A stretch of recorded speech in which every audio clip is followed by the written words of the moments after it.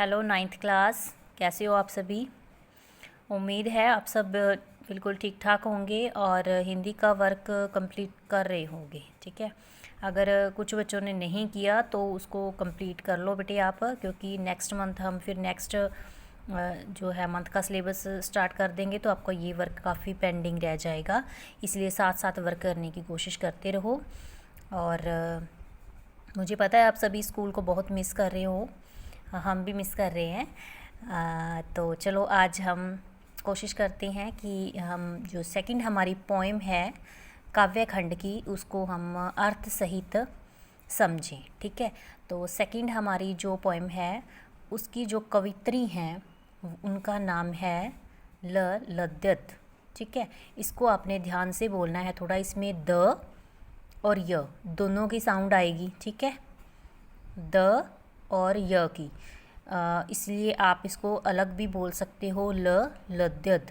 ठीक है, जिस प्रकार हम गद्यांश में बोलते हैं तो हम द और य दोनों की साउंड बोलते हैं ना, इस अक्षर को मिलाकर दोनों में लिखा गया है द और य को। ठीक है, तो लद्यद बोलना है इसको।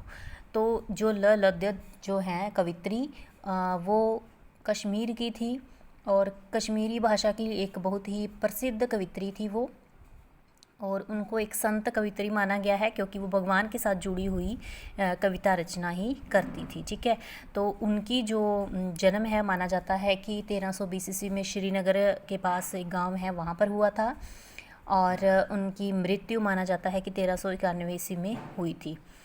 और इन्होंने जो भी अपनी कविताएं या जो उन्होंने अपने शब्द लिखे हैं उनको वाक का नाम दिया गया है, क्योंकि जिस प्रकार हम देखते हैं कि तुलसीदास के दोहे होते हैं, कबीरदास के दोहे या शब्द साखियाँ थी, इसी प्रकार इनकी जो रचनाएं हैं उनको वाक का नाम दिया गया है। हमारे पास 4 वाक्य हैं यहाँ पर जिनके हम अर्थ करेंगे।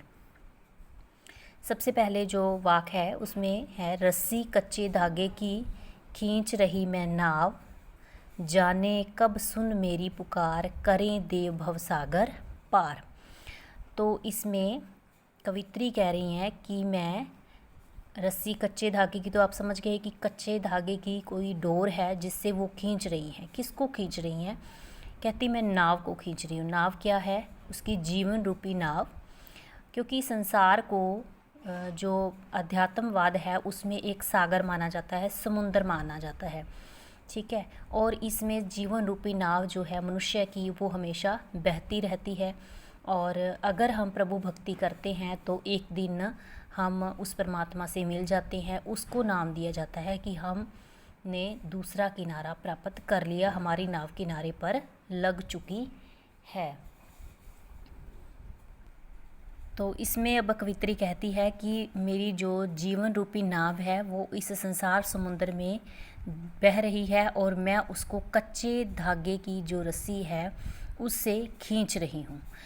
कहती न जाने कब भगवान, देव मैंने होता है भगवान, भव सागर मैंने संसार समुद्र। ठीक है, वो कहती न जाने कब भगवान मेरी पुकार को सुनेंगे और मुझे इस भव सागर से पार करेंगे।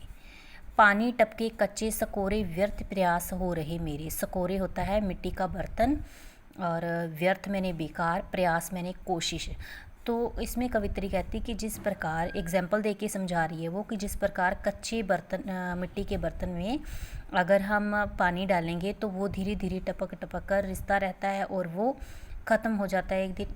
इसी प्रकार कहती मेरे जो प्रयास हैं, मेरी जो कोशिशें हैं वो बिल्कुल ही बेकार हैं।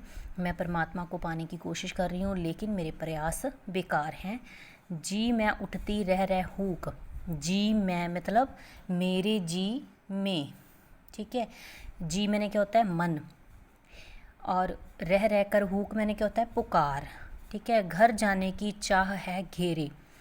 घर कौन सा है? परमात्मा से मिलने का, जो परमात्मा का जो स्वर्ग माना जाए या परमात्मा के पास जो मिलन स्थान है उसका, वो है, उसको पाने के लिए घर माना गया है। तो कहती मैं परमात्मा को मिलने के लिए मेरी जो चाह है, मेरी जो कामना है, इच्छा है, उसके घेरे में मैं क्या हूँ, घूम रही हूँ। और मेरे मन में बार बार क्या है, यही पुकार उठ रही है कि मैं परमात्मा से मिलना चाहती हूँ। ठीक है, नेक्स्ट में है खा खा कर कुछ पाएगा नहीं। खा खा कर मतलब कहते कि संसार में अलग अलग प्रकार के स्वादिष्ट व्यंजनों को खा खा कर तुझे कुछ भी प्राप्त नहीं होगा। न खाकर बनेगा अहंकारी। कहती अगर तूने छोड़ दिया खाना पीना, कुछ लोग होते हैं ना साधु संत कि वो खाना वगैरह त्याग देते हैं कि हम बिना कुछ खाए पिए भूखे रहकर भगवान की भक्ति करते हैं। कहती अगर ऐसे करेगा तो क्या होगा, उसके मन में अपने आप अहंकार पैदा हो जाता है कि मैं दूसरे लोगों से बहुत ही अलग हूँ, क्योंकि सब लोग खाने पीने में लगे और मैं बिना खाए भूखे रहकर भगवान की तपस्या कर रहा हूँ। कहते सम खा तभी होगा समभावी। सम मैंने क्या होता है, संयम में रहकर, धैर्य में रहकर।